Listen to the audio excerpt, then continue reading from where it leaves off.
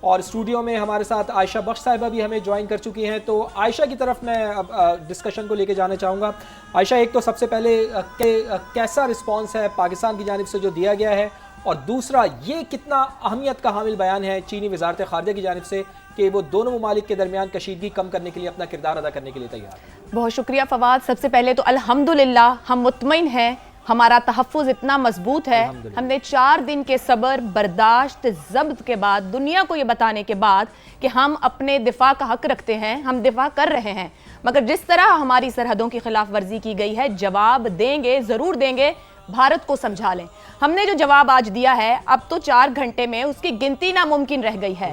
ہم نے کہاں کہاں نہیں انہیں بتایا ہے. ان کی سائبر کی بات ہو، ابھی علی صاحب بات کرتے تھے، توانائی سائٹ کی بات کی جائے، اب ان کی انٹیلیجنس کی بات کی جائے، ہر ایک چیز کو ہم نے ہٹ کر کے بتایا ہے کہ ہم کتنے انٹیگریٹڈ ہیں، ہم کس تیاری کے ساتھ موجود ہیں. آپ ہمیں انڈر ایسٹیمیٹ کر رہے ہیں.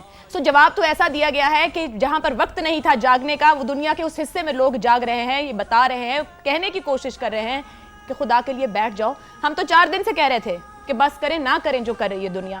بھارت جو خطے میں نیو نارمل سیٹ کرنا چاہ رہا ہے وہ پاکستان ہونے نہیں دے گا.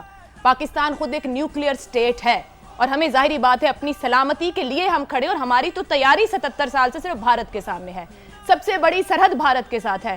بھارت کا خیال ہے کہ اگر وہ سرحد کے پار کچھ کرے گا تو کیا اس کا امپیکٹ سرحد کے اس طرف نہیں آئے گا؟ یقیناً آئے گا. اور بھارت نے سویلینز کو نشانہ بنایا ہے، بار بار نشانہ بنانے کی کوشش کی ہے. تو بھارت کو جواب دیا گیا ہے. وہاں پر جا کر ہماری ملٹری ایئر فورس نے ان کے ملٹری ایئر فورس کو ٹارگٹ کیا ہے. ہم نے سویلینز کو نشانہ نہیں بنایا. اور اللہ کا شکر ہے کہ ہم اتنی قابلیت کے ساتھ بیٹھے ہیں کہ 4 دن پہلے جو وہ کر رہے تھے، ہم نے صرف صبح کے ان 4 گھنٹوں میں دن کی روشنی میں، خاص طور پہ دن کی روشنی، بھارت نے چھپ کے رات کے وقت، آدھی رات کو جو کارروائی کی تھی، اس کارروائی کا جواب ہم نے الگ صبح ان کو دیا ہے کہ جواب ایسے دیا جاتا ہے، سامنے سے آ کے. ابھی بھی وقت ہے، بھارت سنبھلے، کیونکہ بھارت کے وہ لوگ جو میڈیا کا پلیٹ فارم استعمال کر رہے تھے اور ساری جنگ اس پلیٹ فارم پر کر کے، کیونکہ بھارت فیک نیوز پیڈل کر رہا تھا، اس کا تمام میڈیا، یہاں تک کہ اب ان کے جو سین وائسز ہیں، جو سینئر جرنلسٹ ہیں، بلکہ عام عوام بھی سمجھ گیا کہ ہمیں کس طریقے سے گزشتہ 48 گھنٹے میں جھوٹ بھرا گیا ہے کہ پاکستان کے ہم نے اندر کیا کچھ کر لیا، کہاں پہنچ گئے. یہ ممکن نہیں ہے آج کے دور میں، کیونکہ اگر آپ کو یاد ہو تو گزشتہ شام جس طریقے سے ہماری فورسز کی طرف سے بریفنگ دی گئی، کتنی ویل کیلکولیٹڈ، کتنی پروفیشنل تھی، جو یہ بتا رہی تھی کہ ہم نے جو کچھ کیا اس کا ثبوت ہے ہمارے پاس. آپ نے جو کچھ کیا اس کا ثبوت بھی ہم آپ کو دینے کو تیار ہیں. غالباً آپ بھول گئے ہیں کہ آپ نے جو کیا ہے وہ کیا ہے اور جو نہیں کیا ہے، اور اس کے اوپر نعرے لگا رہے ہیں.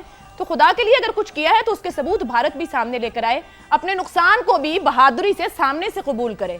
ہمارے ہاں جو نقصان ہوا ہے ہم نے مانا ہے اس کو کہ آپ نے ہمارا یہ نقصان کیا ہے. ہم پھر بھی ریسٹرینٹ کا مظاہرہ کر رہے ہیں، ہم رسپانسبلٹی کا مظاہرہ کر رہے ہیں، ہم دنیا کے بنائے قوانین کو مانتے ہیں، ہم UN کے چارٹر کو مانتے ہیں. ہمارے ہاں جب کچھ ہوا ہم نے اس کے ڈوزیئر بنائے، انویسٹیگیشنز کی، اور دنیا کو بتایا کہ بھارت کس طریقے سے پروکسیز لڑ رہا ہے پاکستان میں، کس طریقے سے غلط کارروائیاں کر رہا ہے پاکستان کے اندر، کس طریقے سے ٹارگیٹڈ کر رہا ہے لوگوں کو. بھارت نے کیا یہ سب کچھ. ہم نے تو بھارت پر حملہ نہیں کیا، ہم تو نہیں چڑھ دوڑے اندھا دھند. ایک ملک ہے، سویلینز ہے، انسان ہے، یہ خطہ اتنی بڑی آبادی رکھتا ہے، دنیا کی انویسٹمنٹس ہے، انٹرسٹ ہے یہاں پر. اب یہ دنیا کے سوچنے کی بات ہے کہ اس ایسکیلیشن لیڈر کو کہاں لے کے جانا ہے. ابھی جتنا علی صاحب بھی بات کرتے، طلعت صاحب بھی بات کر رہے تھے، بڑی خوبصورتی سے ایکسپلین کر رہے تھے، اور بہت آرام اور تحمل سے بات کرنے کی ضرورت ہے.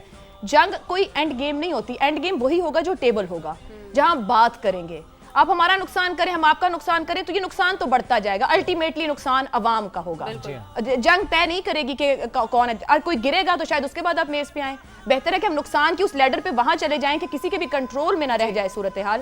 اس سے پہلے یہ ضروری ہے کہ امریکہ اور چین جب اٹھ کے کہہ رہے ہیں کہ صبر و تحمل کرے، تو پھر بھارت کو سمجھائیں کہ آپ انٹرنیشنل قوانین کی خلاف ورزی کر رہے ہیں، پاکستان نے خلاف ورزی نہیں کی ہے. پھر وہ انٹرنیشنل قوانین سامنے کھڑے ہوں بھارت کے، جو بھارت کو بیک فٹ پہ لے کے جائیں. اور یہ عائشہ یہ بات بڑی زبردست کی آپ نے کہ جو اینڈ ٹاک ہے، اینڈ گیم ہے، وہ تو یقینی طور پر وہ ٹیبل ٹاک ہے. جب نیگوسیشنز ہوں، مذاکرات ہوں، بات ہوں، اور یقینی طور پر جو تعمیری کردار ہے یہاں پر وہ بڑا زبردست اور بڑا امپورٹنٹ ہو جاتا ہے انٹرنیشنل کمیونٹیز کا. طلعت صاحب آپ کی جانب آنا چاہیں گے. ایک تو یقینی طور پر اس پہ بھی آپ کامنٹ کیجیے گا، جو ترجمان چینی وزارت خارجہ کی جانب سے بیان سامنے آنے سے پہلے بھی جب آپ گفتگو کر رہے تھے تو یقینی طور پر آپ نے کہا تھا کہ اس وقت جو ٹینس سچویشن ہے اسے تھوڑا سا کلائم ڈاؤن کیا جائے گا، اور پھر اس پر یقینی طور پر جو بات ہے اس حوالے سے جو ٹیبل ٹاک ہے، وہ جو معاملات ہیں اور وہ گنجائش پیدا ہو سکے گی. طلعت صاحب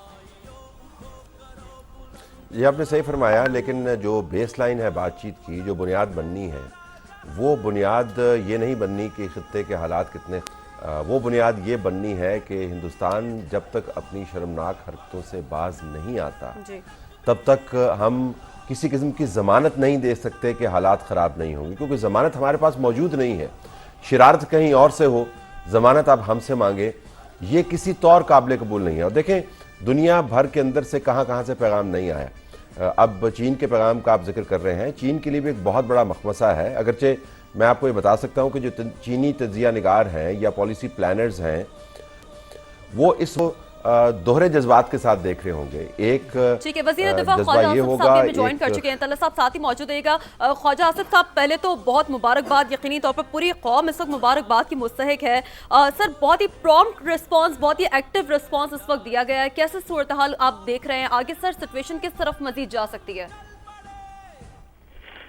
دیکھیے 3-4 دن سے جو ہم صبر آزما اس ایک وقت سے گزرے ہیں، ہم نے پوری کوشش کی ہے کہ کسی طرح یہ اوائڈ کیا جا سکے اور یہ کنفرنٹیشن جو ہے یہ کسی اور بڑے لیول پہ نہ چلی جائے.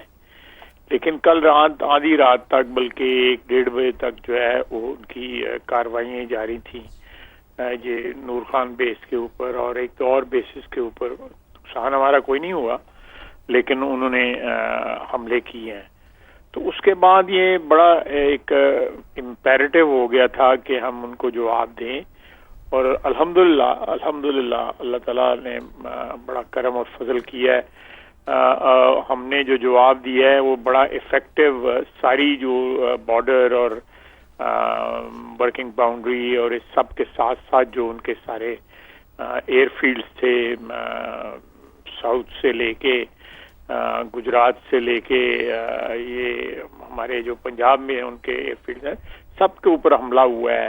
اور سب سے بڑی بات ہے ان کے جو بڑا اسٹیٹ آف دی آرٹ ایک دفاعی سسٹم تھا جو رشین جو ہے وہ برانڈ تھا ان کا، نان ٹیک، جی کریکٹ جی.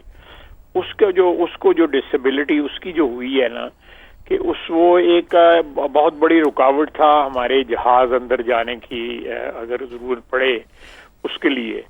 تو اللہ کے فضل سے جو ہے وہ ہم نے ان کو بڑی کاری ضربیں لگائی ہیں اور ساری دنیا کو پتہ لگ گیا ہے کہ ہم سائبر وارفیئر میں کتنے افیکٹو اور کتنے ایڈوانسڈ ہیں.